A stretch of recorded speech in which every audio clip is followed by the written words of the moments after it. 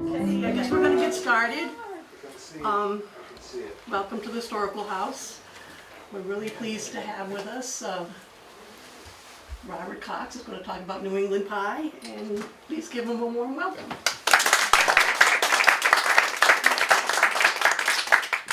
I can see I'm losing my ability to do this. I used to teach a class with 300 students when I was in Michigan. And I would go up at the front of the stage, and when it was time to start, I would just sit there like this, and everyone would shut up. You people haven't learned.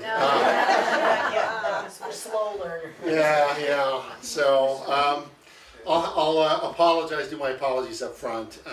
The obvious thing, as you'll note when I go into this, is that I am not a cook.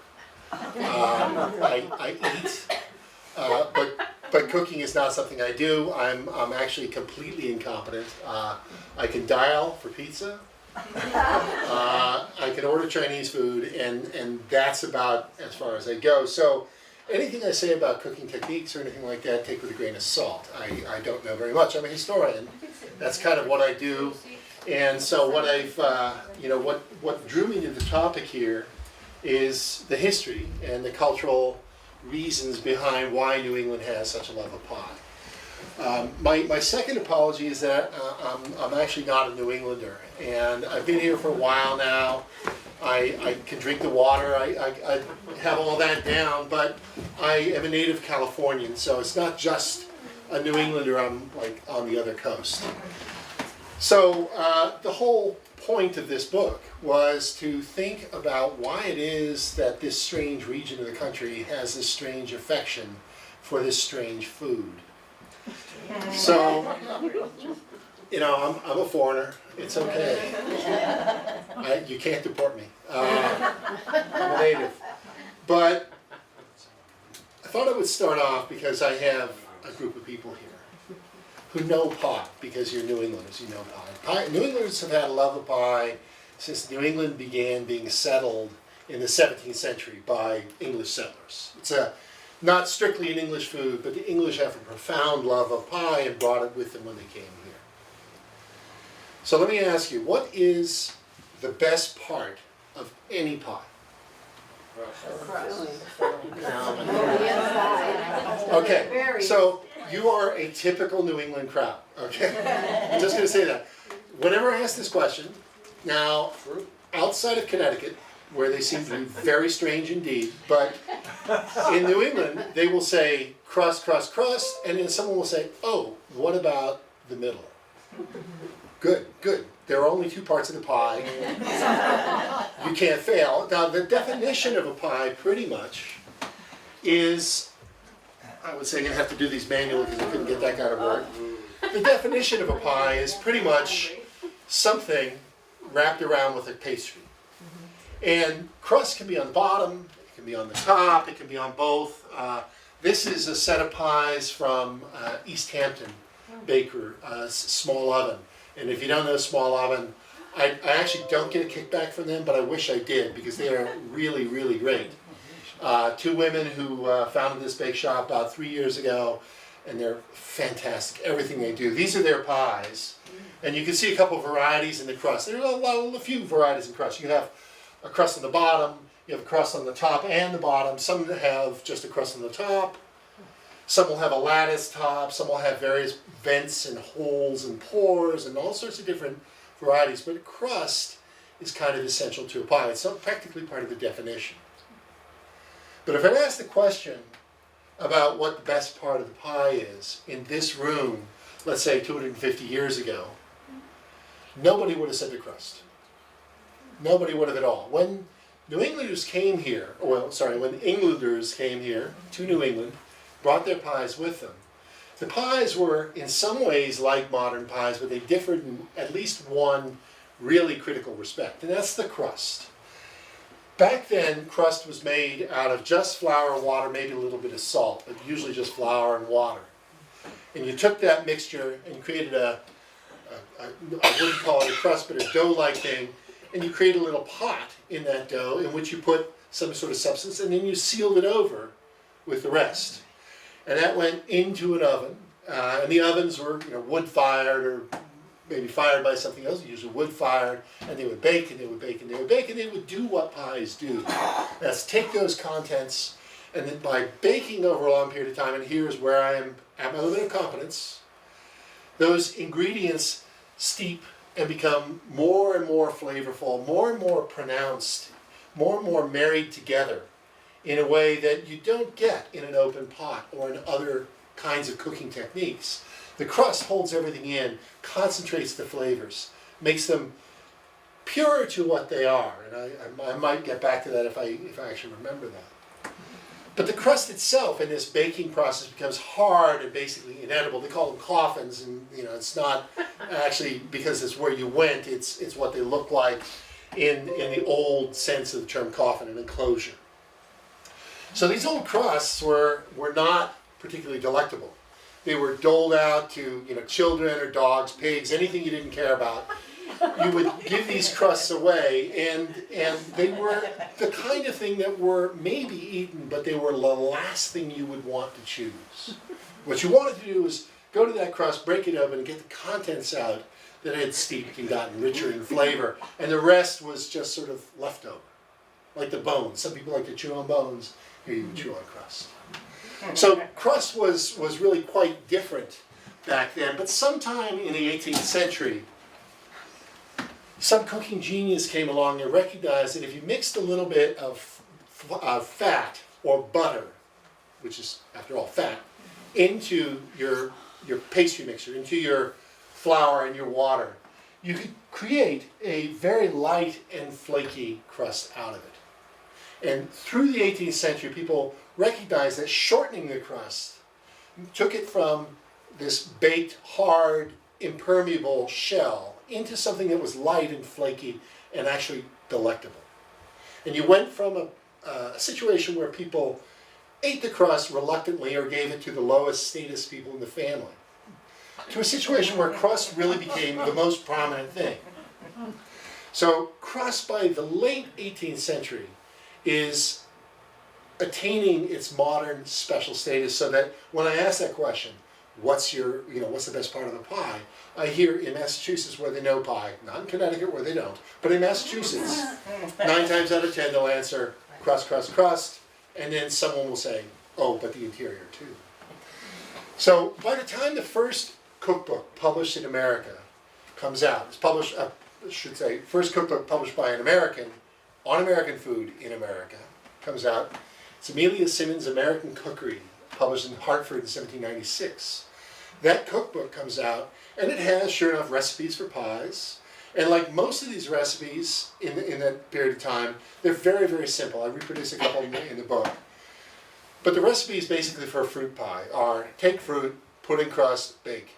Good enough. Or maybe it's a little more elaborate to say, take fruit, add sugar, put in crust, bake. That's it. That's an Amelia Simmons recipe. Trust me. I'm violating copyright right now.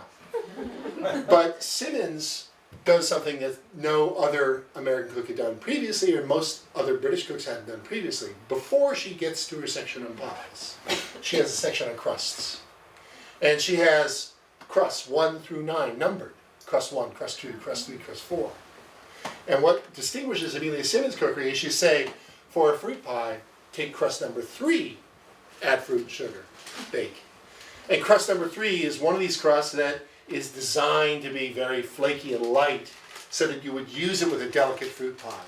There are other crusts that are more like a puff pastry. There are other crusts that are more like the sort of heavier crust, the beefier crust that you would have with a meat pie.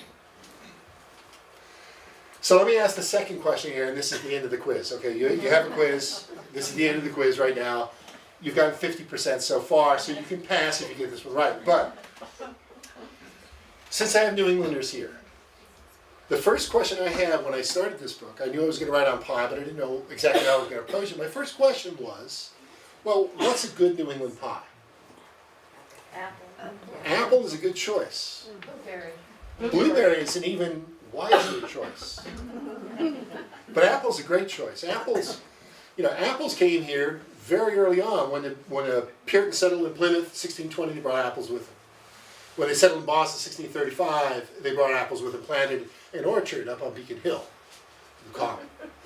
So you had apples here very, very early on, and apples really spread in Massachusetts like nothing. Apples were a great fruit for this climate, and every town in Massachusetts in the 18th and 19th century had apple trees growing wherever you looked.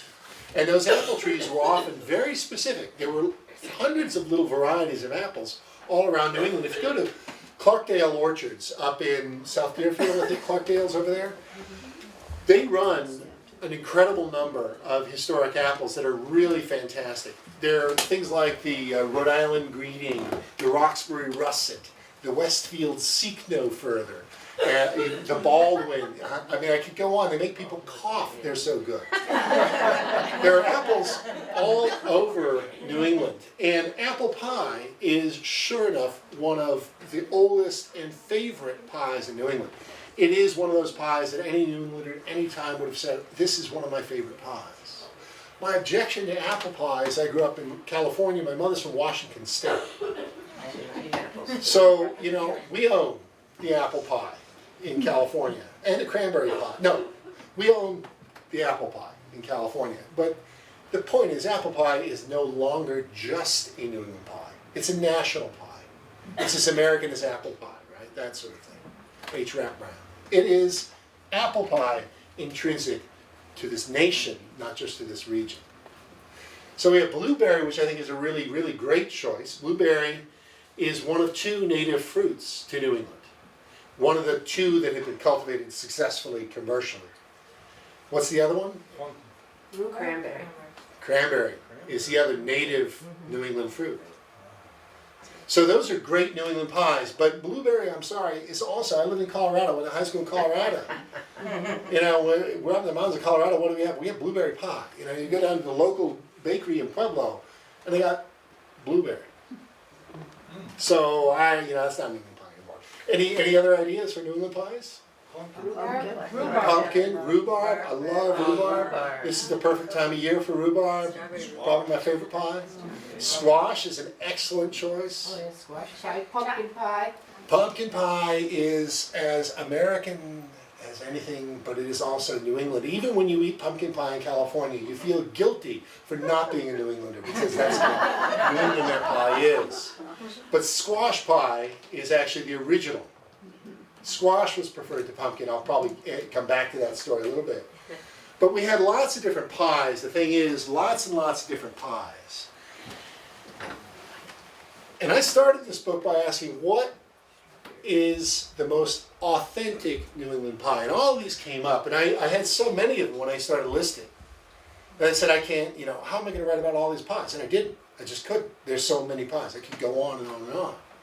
New England is unique in the country. Well, maybe not truly unique, but New England is unusual in this country because we not only have an affection for all those sweet pies that we've just been talking about, but the savory pies as well. So I said, let's talk about authenticity, and I have to take savory and I have to take sweet and I have to look at both. So the first thing I did was I said, let me think if there's anything that's truly unique to New England. And this is the one that I think I have as probably my candidate. Pecan. All wrong. All wrong. Raisins. Mincemeat. Maple. Maple walnut. This is a maple slurry. Now it is almost exactly like a pecan pie. And if I serve it to you, most people would say this is a weird pecan pie. But this is from the Chelsea Royal Diner up near Brattleboro. Just on Route 9 west of Brattleboro, a really hole-in-the-wall kind of place that has this pie. This is a very rare pie these days. It has always been sort of uncommon, but you used to see it in places that did a lot of maple sugaring. And they take that maple and you slurry it down with lots of things, and you get this slurry little ground up walnut on top, and you create something that is remarkably like a pecan pie, but has its own slight twist. It doesn't taste mapley. You wouldn't leap out and say, that's a lot of maple. It doesn't taste like that. But it is a very unique New England pie. But the pie that I started my book with came from my mother-in-law, who makes a pie that I had not heard of before I came to New England. This is the other thing that I think is close to New England pie as you can get. Not yet. This is a tourtière, or a French meat pie. So my mother-in-law, who's actually I'll say up front, not a bad human being, was born in Vermont, grew up in Maine, spoke only French until she started in school and then learned English. And she makes this every year, and we went to her, Danielle, my wife and I went to her,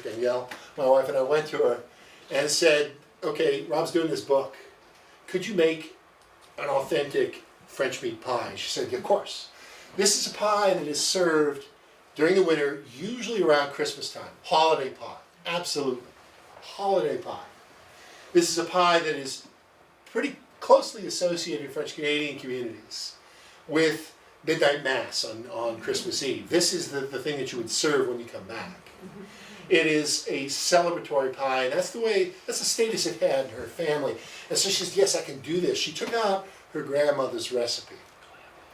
And her grandmother's recipe, she said, you know, I make it my own way. That's the way she started. I make it my own way, but my grandmother is authentic. This is authentic. If you want authentic, it's authentic. It's the way it was. My grandmother came from Canada, and this is authentic. So she took 50-50 pork and beef, added in, I think there's some onion in there, I don't remember for sure, but mashed potato. And that's what makes a French meat pie. It comes out of the oven looking a bit like this. What really distinguishes a French meat pie is that it's highly spiced. There's a spice mixture that goes into French meat pie that's really distinctive. Starts with clove, usually includes cinnamon, mace, and a few other things, but clove is a dominant flavor, and clove is dominant flavor with cinnamon shortly after that. And in Canada especially, it's a little more heavily spiced. So when she was making this, you know, I was filming her as she was making this, and she was saying, you know, I feel bad because I hate to say it, but I feel like I've stabbed my grandmother in the back. I said, why? She said, because I've gone away from her recipe. I deviated. I said, why have you deviated? She said, well, it started a bunch of years ago when Danielle and her sister Michelle were very young, and they didn't like the clove. So I started reducing the clove. All right, it's not so bad. He says, no, then I eliminated it. and then I didn't like the cinnamon because it tasted kind of funny, so I cut that out too. And then this was the really embarrassing thing for her. She said, after cutting that out, this is kind of lacking something because it's basically just mashed potato and beef, and what are you going to do with that? So she said, I figured out on my own that I could substitute something for those spices. Bell's Poultry Seasoning, a New England mix. And she said, this is the great sin. I'm not only cutting out these flavors that my grandmother loved so much, but I'm substituting this horrible sort of premixed thing, and it feels like I'm cutting corners and stabbing her in the back. She said, whatever you do, just don't tell anybody I've ever done this. And Danielle said, he's writing a book, and her response was, yeah, well, no one will read it. So, she isn't a bad person, but it's funny because I thought this is an interesting story, and I'll come back to it, but authenticity here for her was following this old recipe, following what her grandmother did, making it like it was, and I'll come back to talking about that at the very end. But she ended up doing bells, and I thought, well, that's an interesting thing that you substitute bells for this. And she started hitting on the bells a little bit harder year after year after year, until her little granddaughter came in, Sophie, came in one Christmas and said, Grandma, cut back on the bells. So now we're back to a normal thing. She made the last French meat pie she made was one where she went back to the cinnamon and clove. And my God, it's good when you hit it right. This is a loved pie in French Canadian communities. If you go to East Hampton, which was until the 80s anyway, pretty noticeably French. Now they've merged the French and the Polish and the Italian churches, and they're kind of all together.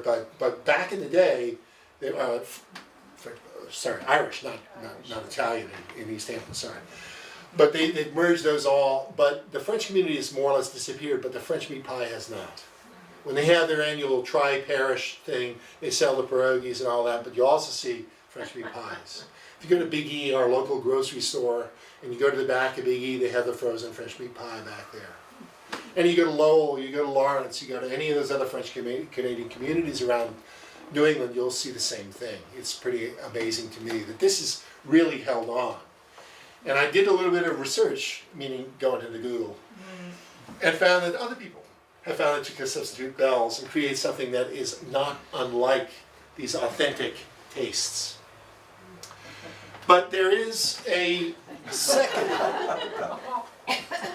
set of things that I noticed when I started on this, and you've already sort of gotten part of the way there.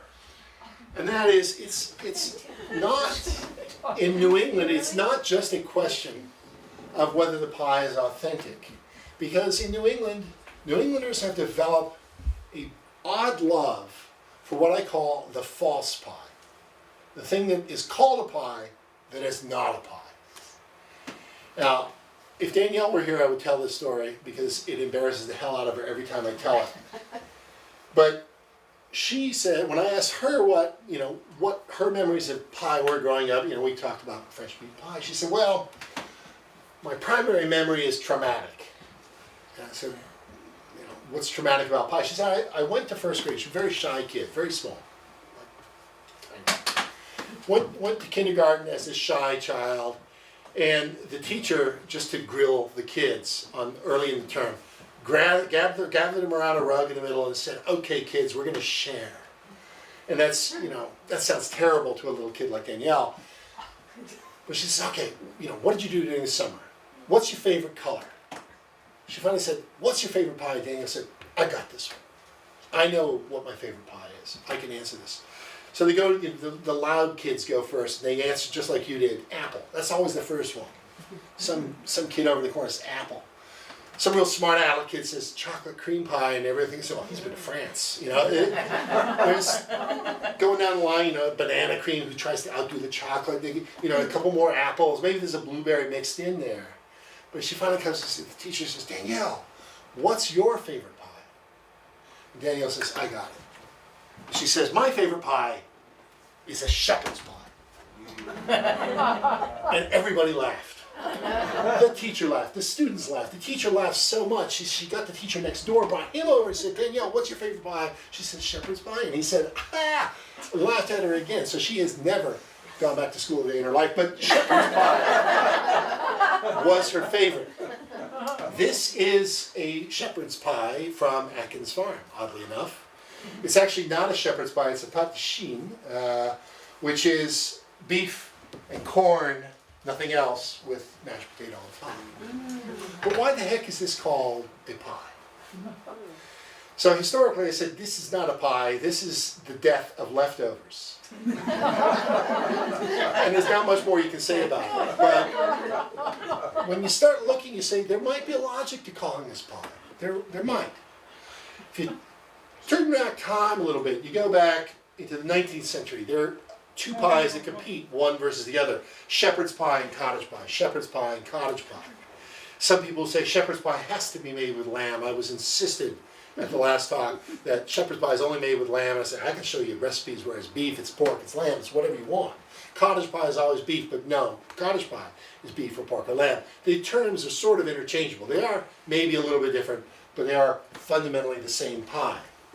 But if you go back into the late 18th century and you look for the earliest recipes for shepherd's pie, at least that I could find, you see one slight difference. And that is, instead of having mashed potato on top, in these early recipes, you'll see sliced potatoes laid on top in a layer.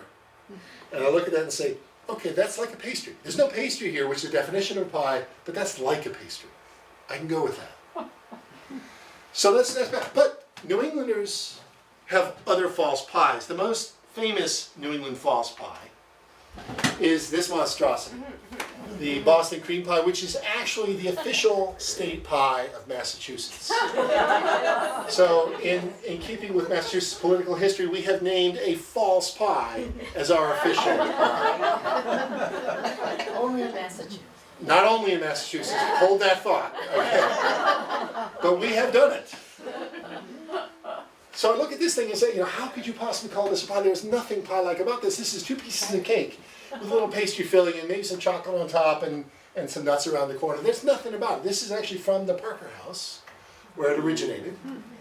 And Danielle was right over here. She ate it, I did not. But this pie has been called a pie since it originated in the 1840s, if I remember. Well, why is it a pie? Well, I don't know. But I have some ideas about why it's popular. And it's popular not because it is so good. People like it or don't like it. It's a little too sweet for me most days. But it's popular, I think, because it came about at a particular moment in American history that made it popular. And I'll follow up on that in a second. This pie came about in the 1840s when the Parker House was at that moment in its evolution where it was trying to become the most elegant, best hotel in the country. And to do that, you need to rid yourself of bed bugs, and you need to bring in a really good restaurant. Because before the Civil War, in America, fine dining was not in restaurants, it was in hotels. If you wanted a good meal, you went to a hotel. And you went to the best hotel in town for the best restaurant. So Parker House, wanting to be the best in the country, said, what are we going to do to get a good cook? Let's go to France. And they got a guy named Saint-Zien who came over, and Saint-Zien introduced this thing very early on that he called the Boston cream pie.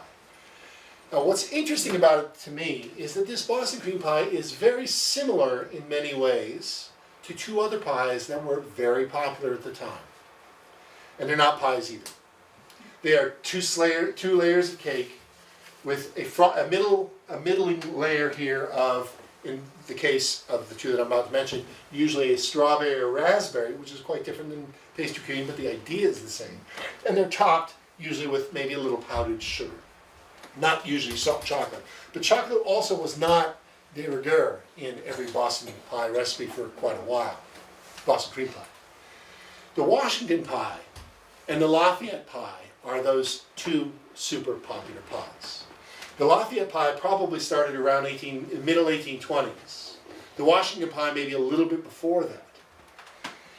And if you think about the period of time from the 1820s to the 1840s, and you look around about what Americans were thinking and doing culturally at the time, they were looking increasingly at their older generation and saying, you know, the generation of people who witnessed and participated in the American Revolution is passing quickly all around us. We need to commemorate them. We need to think about them.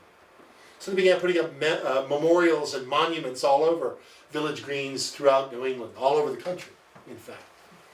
They began naming things after Washington. Washington Street, the city of Washington was already named Washington, but all this activity surrounding commemorating that revolutionary generation was very important. And it sort of all continued all the way up until the Civil War. There's a book, one of my favorite books by a guy named Hilliard, published in 1864, called The Last Men of the American Revolution, where this guy took a camera and he went anywhere in the country he could find a veteran of the American Rev in 1864, all of whom were 99, 100, 105 years old, found 6 of them and took photographs of them. And this book is constructed a little biography of each, and the photograph is actually that is pasted into the book in front of each chapter. And they sold those little photos separately as well, so that you could commemorate them and could keep them close to you.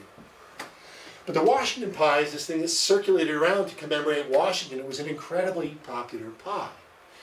2 pieces of cake, little strawberry, raspberry in the middle, little powdered sugar on top. Not much to it, but it's very popular. And the Boston cream pie, in a way, is tying into this history, tying into thinking about not just that we can be a great hotel, a grand hotel here, that we can be as good as anything in Europe, but that we can tie it into an American identity, Washington and Lafayette. And these 3 pies were often confused, completely confused, for many years. By the 1880s, there's a little poem that appears in the Boston Globe in which these pies have been confused for a long time. They're often served very, very poor quality versions. And so somebody wrote to the Globe in 1889, and this is part of the poem. It says, "The mighty name of Washington, what vandal dare to lie with this malign monstrosity that's neither cake nor pie?" They knew it wasn't pie. A messy, mucilaginous, pestiferous compound. Why should language bold be hold such libel bold upon both George and pie? You know, if you can use mucilaginous in a poem, you won the day. what happened is that the Lafayette pie faded from view. Lafayette's importance to the Revolution really was secondary to Washington, even at the height. But as time went on, he became less and less the guy people looked to as the memory of the Revolution. Washington pie continued to be very, very popular. If you look in the first third of the 20th century, you'll still see associated with Washington birthday celebration, the Washington pie being wheeled out. There are, newspaper articles on so-and-so trying to make the world's largest Washington pie, etc. But even that faded. The Boston cream pie continued. Now why? I think it's for one reason only. It has that history. It has that history of how it was made by a French chef. It has that history that ties it into the American story. But it's also a history of marketing by the Parker House. Those guys knew what they were doing. They stood by and marketed the Boston cream pie, while the other pies just sort of faded away. So by the 20th century, the Boston cream pie becomes more and more popular, to the point that in the 1990s, I'm forgetting now, when it became the official state pie of Massachusetts, there was a high school teacher, Needham, who wanted to instruct his students in civics. And he said, let's get a bill passed in the state legislature. And a group of 14-year-old kids get their head together. What do they think of? They think of pie. They think, let's name the Boston cream pie the official state pie of Massachusetts. They got it passed, which shows the corruption of the legislature and the poverty of our educational system all in one. But I do like the Boston cream pie because at Parker House, if you'd gone there in about 1914 or so, you would have found a guy working in the kitchen in a bakery named Ho Chi Minh, whose job it was to bake Boston cream pies, the great American pie. A few years later, if you would have gone there, you would have seen a busboy named Malcolm X, Malcolm Little at that point, who was cleaning up after Boston cream pies. So I don't know how many pies can draw in Marquis de Lafayette, George Washington, Ho Chi Minh, and Malcolm X, but the Boston cream pie can. There is one other monstrosity of a false pie that has taken root in New England, and I warn you, this is trigger warning time, I warn you to be on the edge of your seats here. This pie has really, really, really tenacious supporters. This thing, the whoopie pie, is beloved in Maine. Paul Page and the whoopie pie are beloved in Maine, the current governor. The whoopie pie is the official state treat of Maine, just so you know. Now, the whoopie pie is nothing pie-like whatsoever. It's got 2 pieces of inedible cake with an overly sweet and somewhat disgusting frosting in the middle. I'm just telling the truth. I'm here to speak truth. The whoopie pie is a monstrosity, and it is loved in Maine. So a few years ago, this guy Ed Davis, who is a state rep for Dover Foxcroft in Maine, got in his mind around the month of November that he would introduce a bill to name the whoopie pie the official state pie of Maine. He thought that would be a great idea. And he thought, people would get behind this because, in Massachusetts they got this pie, this non-pie name, a pie down there. We can do that in Maine too. It was actually before we did it. Anyway, it's okay. So Davis introduced the bill, and he thought it would just sail through because everyone loves pie and will vote for it, and whoopie pie, and everybody in Maine loves whoopie pie. I don't know why, but they do. So he introduced this bill, and he found immediately that he was ever so wrong. He started getting attacked. He's a Republican from this small district, and he got attacked from the Republicans because he was wasting time. We should be cutting taxes. We should be kicking people off welfare. We should be doing whatever else they do, Republicans in Maine do. We shouldn't be wasting time on this frivolous bill.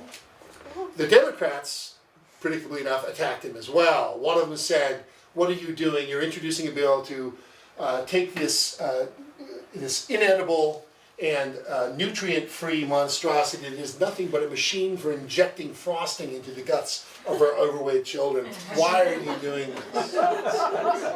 But Davis insisted that he was right and that he would persist, and he did.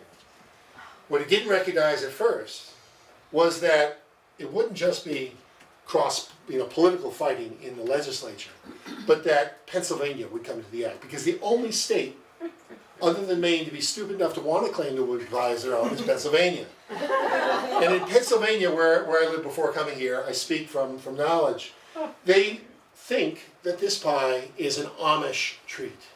The idea, I think, somehow is that Amish women would whip these up, throw them into the husband's lunchbox, and when they got to the work site, they would open it up and look in and say, "Oh, whoopie, a pie."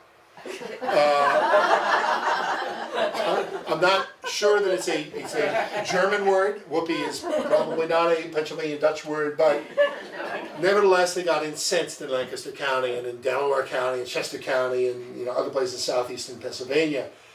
Lancaster County, they actually had protests down at the local courthouse where people carried signs in the snow and the driving rains and "Give us whoopee" or "Give us death."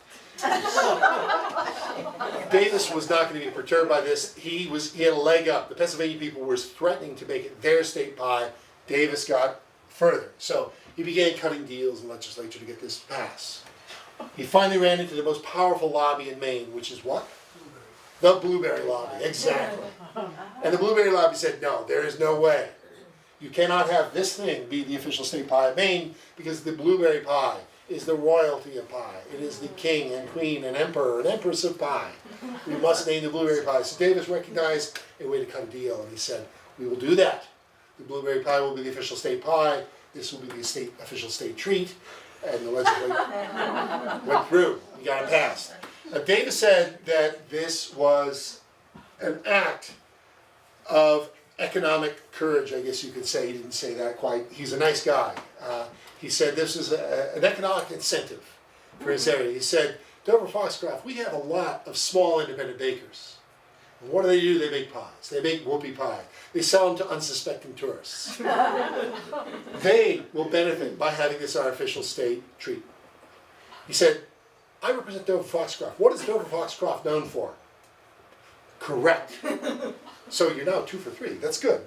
But no one knows Dover Foxcroft except for the annual Whoopie Pie Festival, when the town doubles in size for a week, and people come in from who knows where, crawling out from rocks in New York or wherever they come from, to eat these things.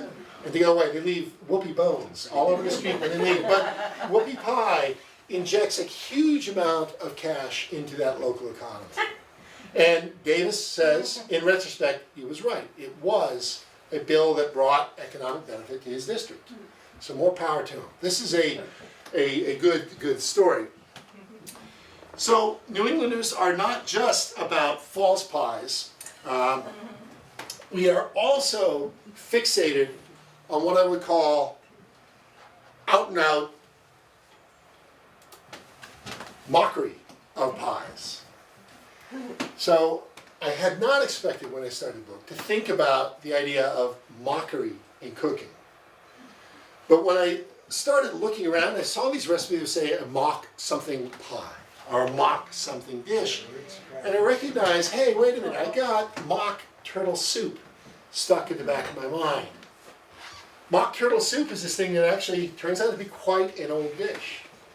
It goes back to the turn of the 18th century, when British mariners are going all across the world, and when you're out at sea for months at a time, you're eating the stores that you have on ship, the dry things, the things that are usually not terribly tasty, the pickled and preserved things, crackers and whatever else you got, but fresh is something special at sea. And one of the fresh foods they could get at sea was the turtle. And this became a particular favorite of British sailors. When they came back on shore, they brought this taste with them. But these turtles that are fairly available when you're cruising around the Caribbean or the South Atlantic are not terribly available in the English Midlands or in the Lake District. The little turtles you see in the woods don't taste the same as these big maritime turtles. So cooks there recognized that if you get these turtles at all, and they were often not available, they were very, very expensive. So they found ways of taking other ingredients and masking them, playing with them to make them seem like something they were not. And I think that's a brilliant thing. And mock turtle started this. Mockery went in various forms much further back, but mock turtles became one of these sort of fonts out of which a whole shooting match of mockery came. This is mockery from a single cookbook published in 1830. Mock recipes. Mock hare, mock goose, mock mutton broth, mock pheasant, mock venison, mock gooseberry, mock tomatoes, mock capers, mock turkey, mock salmon, mock crab, mock chicken croquettes, mock chop suey, which is mockery of mockery, mock lemon cake, mock loaf cake, mock meat pie, mock cream pie, mock lemon pie, mock. So whatever's going on here is catching on. Cooks are recognizing that you can take something that is super expensive or super rare, and you can take something else to seem like that. You can take something that is really abundant and make it seem like something that is very special and unique. And that's a great thing as a cook. Particularly in the days when you're not in a global world like we are now, where we have no seasons anymore, in effect. If you want gooseberry now, you can get gooseberry. If you want gooseberry then, you waited until gooseberry season. If you want turtle now, you can dial up and someone in Cuba will send you a turtle. I don't know. But back then, it was not so easy. So I thought, what about mock pie? Now I heard one of you mention the most famous mock pie of all. Ritz? The mock apple pie, right? Now, the last time I talked about this, somebody in the audience said, I love it. I felt very sorry for him, but he loved this stuff. I remember this as a kid growing up, and I had always assumed that this was another motive for mocking. It wasn't just because apples are too expensive or that they're rare, because they sure aren't. Not to me, anyway. Why would you mock something like this? And I thought, well, what it is pretty clearly it's just an excuse to sell more Ritz crackers, right? That's all it is. And I thought the recipe might go back to the 50s, or maybe I'm wrong and the Ritz crackers go back to the 40s, maybe in the 30s, something like that. I was wrong. How old do you think the mock apple pie recipe might be? 1830s. Wow. Yeah. It was a huge surprise to me. In the 1830s, there's a recipe for what I think is one of the most beautifully named pies. You have chess pie, sounds really exotic, or Derby pie. This is chemical pie. I love it. And it is a mock apple pie. And what you see going on here is taking crackers, this fairly bland substrate, a little buttery flavor to it maybe, but a blandness to it. And you add cream of tartar and lemon juice. And the cream of tartar and the lemon juice mixed together in a chemical reaction to create a flavor like malic acid, that bite that you have in apples. And it is deceiving. It is close enough that what results taste like apples. The texture, I don't understand the texture. It's like people go to this thing and they lose all sense of proportion and flavor, but it is there. It tastes right. So this has been around since the 1830s. We're going on 200 years of chemical pie, of cracker pie, of mock apple pie, of Ritz apple pie. Why would you mock an apple pie? I said earlier, apples were ubiquitous in New England. Every town had their own favorites. If you look at Henry David Thoreau and the blue pearmain, his favorite, those apples are still around. People fixated on one type of apple, or often they would look at one apple as being a hand apple, another apple as being a baking apple, another one being a storage apple, another one being a cider apple. You had so many apples around, you did all sorts of different things. Why would you mock something like that? They're super abundant and super cheap. Well, the answer is that apples are ubiquitous in New England, but until the 19-teens or 1920s, New England was a very seasonal place to live. Apples come ripe in September, October, maybe into November. And sure enough, you can store them. You can put them in a barrel, you can put them in the basement, and they will last. They last well. The Baldwin, the favorite apple up until the crop was destroyed in the 1930s by a weather event, the Baldwin was a great keeper. But still, if you're eating these apples, you've got them in September, October, November, you can eat them in December. But March comes rolling around, you're getting down to the bottom of the barrel. That's where that phrase comes from, right? And soon enough, all you got left are a bunch of punky apples that are a little overdone, a little over old, and by the summer coming around, you got nothing. You're through your apples, and you got to wait for the next crop to come in. So during this period of time, from let's say June to September, you've got no apples at all, and this is your favorite pie. This is the pie that New Englanders loved. So what they do is they find a substitute, the cracker pie. Now there are other excuses for it as well. There, you see this recipe appearing in cookbooks throughout the 19th century, and it's a super cheap recipe, relatively speaking. But one of the places that I saw it, which I find most interesting, was in the Confederate Women's Cookbook, published in Richmond, Virginia, in 1864 during the Civil War. A time when Richmond is surrounded by Union forces. There are no available apples for civilian population, at least. So what do? They make do the best. And that scarcity at periods of time is a great motive for people to have these kind of recipes and hold. In 1917, 1918, when America entered the First World War, there was a brief but very intense food scare about availability of food in North America.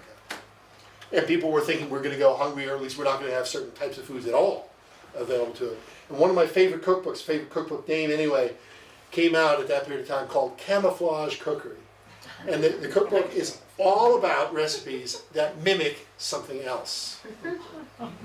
Now, we've lost that. We don't talk about mock cooking very much anymore. Occasionally you'll hear about it. But we've lost that because we're now in this world where seasonality has sort of disappeared. Refrigeration, transport, freezing have changed the way we address our food, the way we eat our food, the way we obtain our food.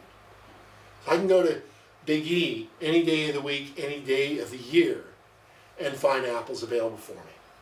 I can go there and find bananas for me, which are, I think, not a native New England fruit. You'll have to tell me since you know New Englanders, but I can find all sorts of things there that would have been very scarce and very seasonal back in the day.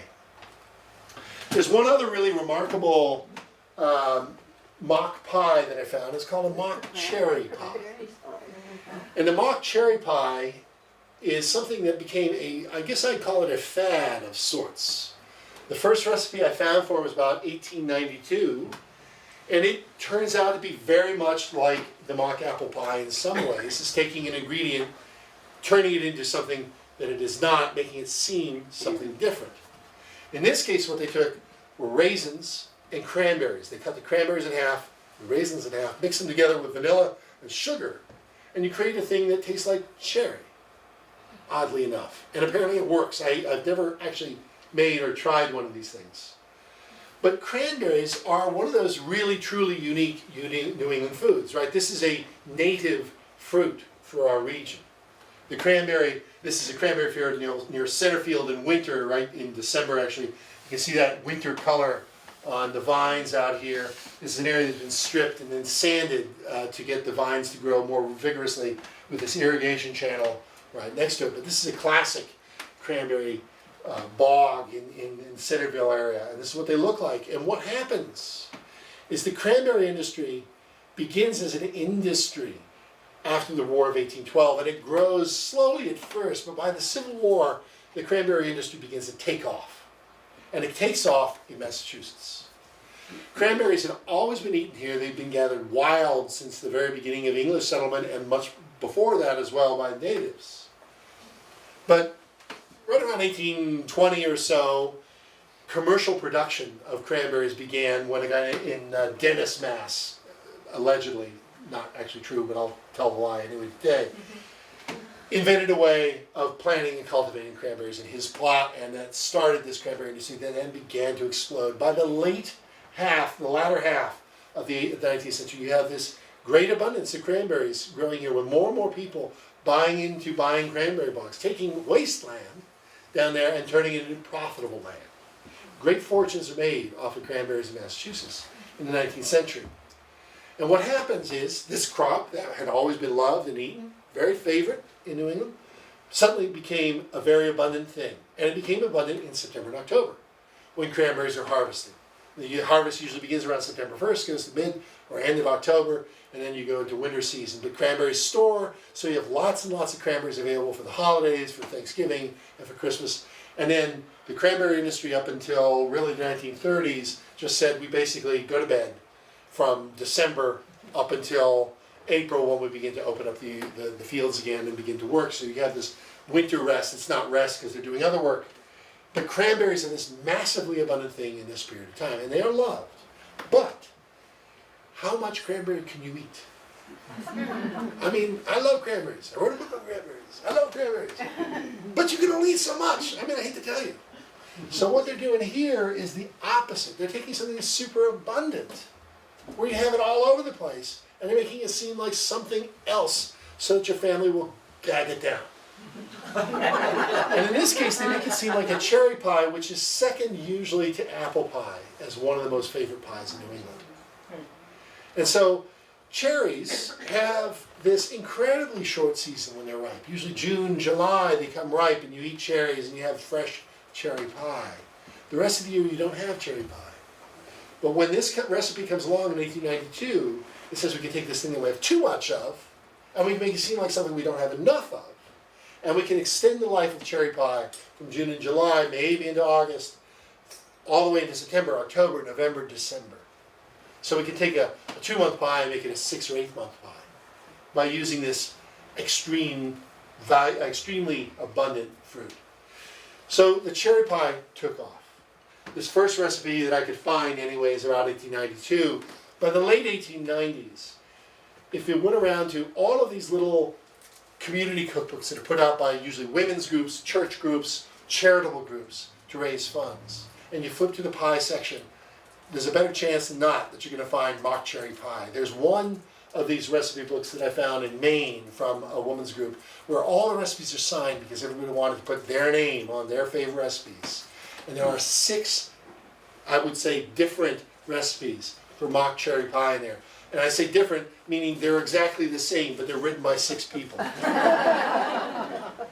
So this is a very, very popular pie. It's also essentially disappeared. So let's get back to the question that I started with, and it's what is on this? Is my cat Margaret, who's a great thinker. But what is it then? Going through this love of false pies and mock pies and all these other things. What is it that is authentic here? What makes something authentic? And I'll go back to Suzette, my mother-in-law's pie, and say that what you see when you look and you ask this question about what makes a pie authentic in New England is not whether it is a savory pie or a sweet pie, not whether it attains to a particular recipe that was popular in the 1850s, or maybe my grandmother's pie recipe exactly. It's what Suzette did, and that's you take the recipes that you have and you adapt them to the taste of your family. You make them use the things that you have on hand, and you skillfully turn them into something that your family loves. That's what makes authenticity. It's the act of producing the stuff, not the stuff itself. And we see this over and over and over in New England, where these pie recipes come and go, and people take them and they say, my little twist on this is to put a lattice top on. I don't add the clove, I substitute bells. I put in this kind of apple, but not those apples. It's those little things that make them really, truly authentic. So I'll leave it there. If you've got questions, I'll be glad to try to answer. Eskimo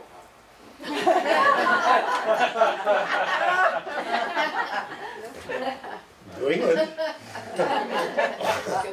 Did not actually write about Eskimo pie, but and I will say that's the first time I've actually been asked about Eskimo pie. But it's an interesting idea. Why? Because New Englanders don't know what pie is, even though they love it. I haven't thought about Eskimo pie. I think it goes back to the 20s, if I remember right. But I don't know much about its origins and why it would have been called a pie, except that pies have this association with being a treat.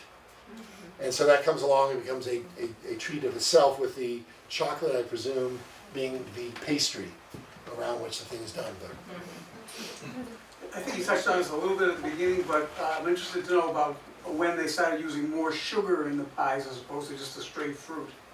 It varies a lot, and it varies from cook to cook and cookbook to cookbook. But sugar has been there from the beginning.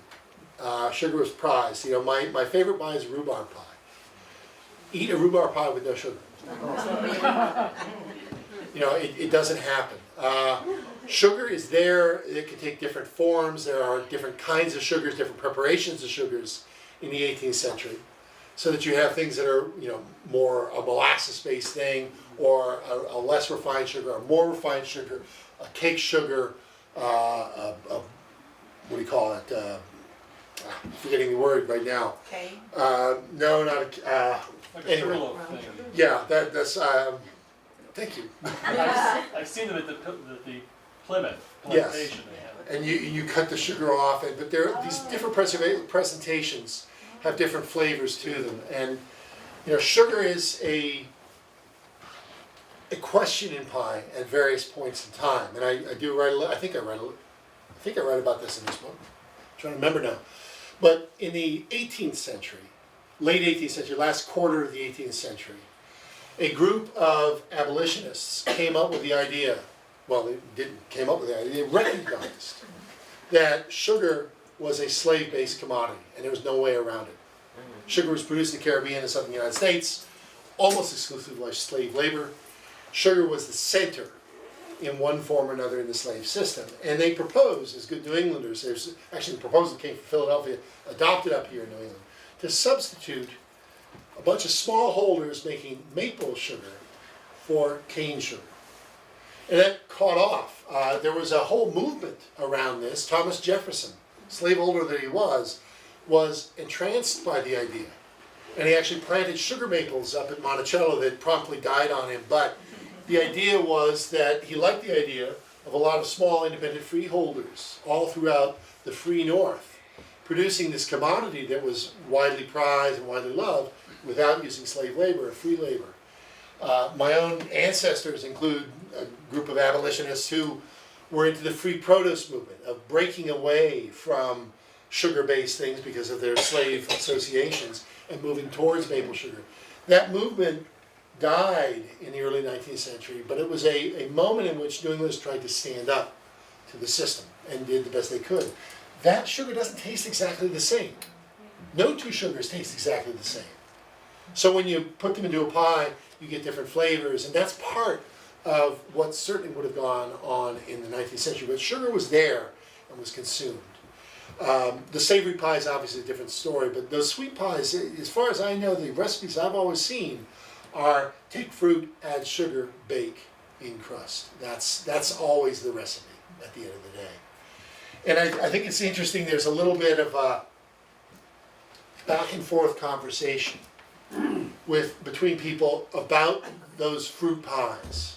The very first pie I had when I was doing this book was put together by a friend of mine named Alan Young, who is a great old radical, lives up in Royalston. Alan was an old firebrand back in the day. He was a member of Liberation News Service, Gay Liberation Front, Students for Democratic Society, I think it was SDS. Alan went and lived on a commune up in Royalston starting in 72, 73 or so, and he's been up there, and his property up there has all these, by this point, all these fruit bushes around it, blueberries and so forth. And he said, come up, I'll make you a blueberry pie. I said, this is great, Alan, I'll come up. That was the pie I wanted to kick the book off, because it was a good New England pie. And he had a friend of his up visiting from Florida, who was an old friend from back in the day. And she said, no, Alan, it can't be a blueberry pie. You know, if we're gonna do this, let's do it right. Let's mix blueberries and raspberries. And they had this debate, Alan saying, no, what you want in a good pie is the purity of fruit, the powerful flavor coming through, pushing its way through the crust. And Katja saying, no, the great pie is the marriage of two ideas coming together, mingling in a consolidated fashion. And I loved it. And Alan was right, for me. Ka's great. She's great. But I like Alan's idea. And that is, for me, the great thing of a pie, the sugar is there, sure enough, to make it palatable or to add a little bit of dimension to it. But the great thing of the best pies is that it takes whatever ingredient you have, and it brings that ingredient to its purest form. It takes the blueberry, makes it more blueberry. It takes the raspberry, makes it a little bit more raspberry. And so I'll stick by that. And I've totally gotten off topic here, but I love it. Alan's a good guy. I love it. When I grew up, we had something called a quickie pie, which had nothing to do with carnal relations. Was this a cream pie, sort of custard pie? No, No? what you did, you sent away from Ronco or something like that. It was two like semi-cup shaped things on things that you pulled them together. Yeah? So you put a piece of bread, white bread, on the bottom, you put applesauce in the middle, you put another one on it, you clamped it tight, ripped off the crust, and held it over a fire. And that's called a quickie pie. No kidding. Wow. And you ate these? I don't mean to ask, but you survived? Here. Probably wonder, I've never actually heard of that. That's a very interesting take. But you can see it's got not pastry, but something like a pastry. No, I have not heard of those. We know in the South you have pecan pie, Oh, yeah. and you only mentioned walnuts earlier. Yeah, But was there other use of nuts in some way? there are, and it's funny. At the end of this, the structure of the book is that I took essentially one pie, sometimes a couple, for each month of the year, and talked about that one pie or that history of that one pie. So I'm going through and talking 12 pies. That's nowhere near enough to get all the pies I need to talk about. And I skipped all the nut pies. I skipped all the cream pies. I skipped all of the custard pies. All of which are super popular in New England at different times. Nut pies are less common. Pecan, you have the walnut mix in. Some have almonds or pies, but there are not as many pies in New England anyway that I've run into that are nut forward, so to speak. Southern pies to me seem sweeter for the most part, and they push in a slightly different direction. They move away from the savory toward the sweet and go through the sweet to something that is teeth shattering in some cases. But the nuts seem to be more a southern thing than a New England thing from what I can see. No, I made a chestnut pie once. It Is that right? was so heavy. It was terrible.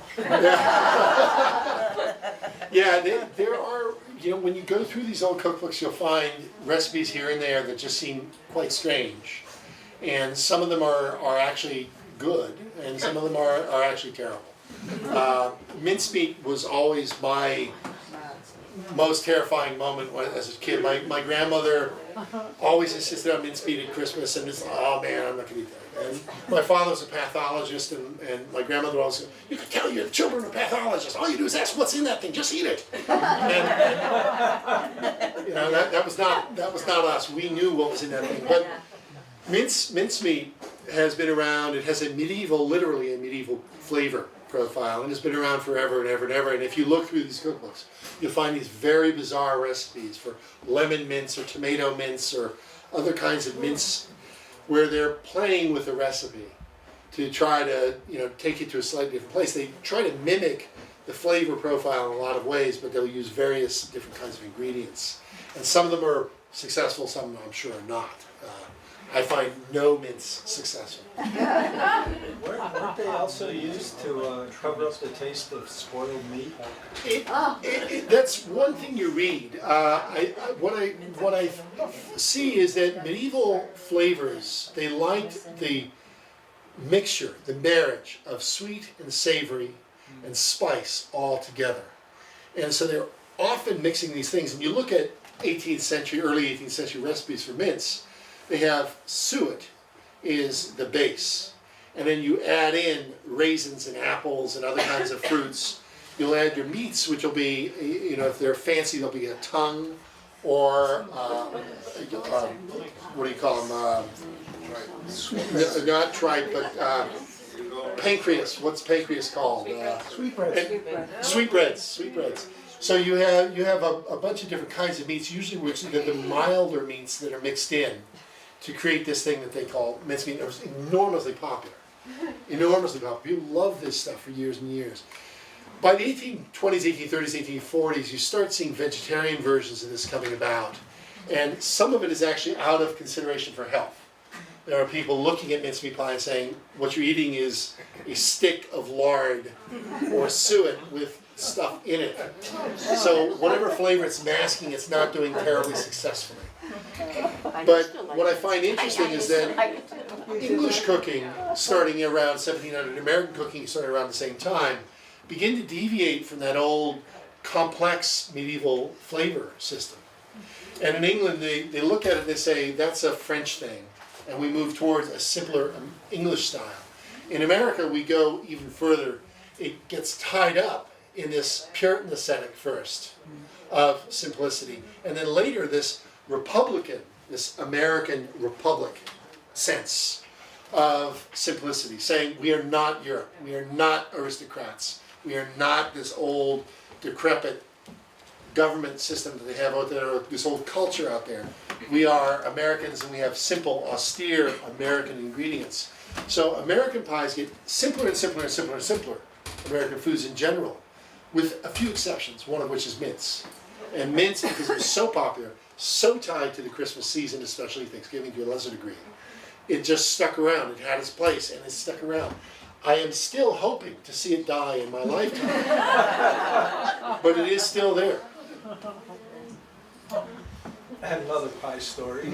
I was in Worcester bus station luncheonette in the 70s. Yeah. And an African-American guy got off the bus, obviously from down south, came in, sat down, and asked the waitress for a slice of sweet potato pie. And nobody in the place knew what he was, they thought he was joking. Is that right? Yeah.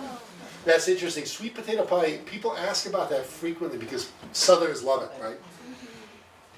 You do see it in New England, it's not common. And it doesn't surprise me they wouldn't have known about it in Worcester in the 70s at all. But you do occasionally see it in recipes coming up here, people reading about it in the South saying, hey, we can do this.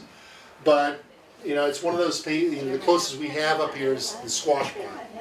And the squash pie is somewhat similar in some ways. It's not the same flavor, but it's in the same direction. I thought you were going to talk about Table Talk, which is a good old Worcester company. I love Table Talk. And I think Table Talk now, I think they do or did make a sweet potato pie for a while. So, I've seen them in supermarkets. yeah. Table Talk is great. I love Table Talk. I like bad food too, but Table Talk is not bad food. My family's holiday tradition, Christmas time, New Year's, was clam pie. Oh, And yeah. I think that came from my grandfather's family from Connecticut. I was going to say Connecticut. Yeah, clam pie, you'll see it in two places. You see it along Connecticut shore, Long Island. Yeah, Stanford. And then you'll see it someplace on the Cape. But I didn't end up writing clam pie. I ended up doing the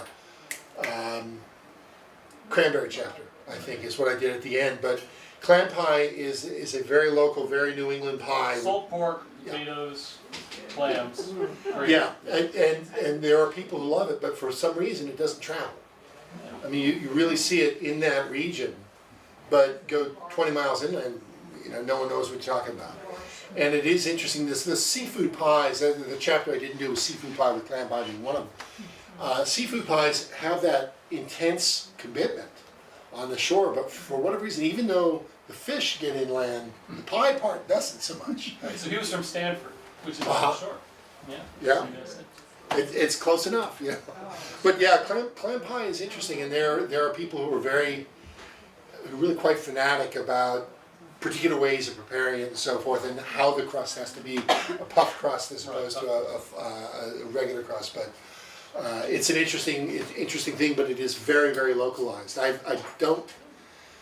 had not heard of it in Massachusetts until somebody out in the Cape told me, oh yeah, we used to make it down in Fairhaven or whatever heck it was. But it's not super common. Barnstable, I think it was Barnstable. Anything else? If not, there is pie. There we go.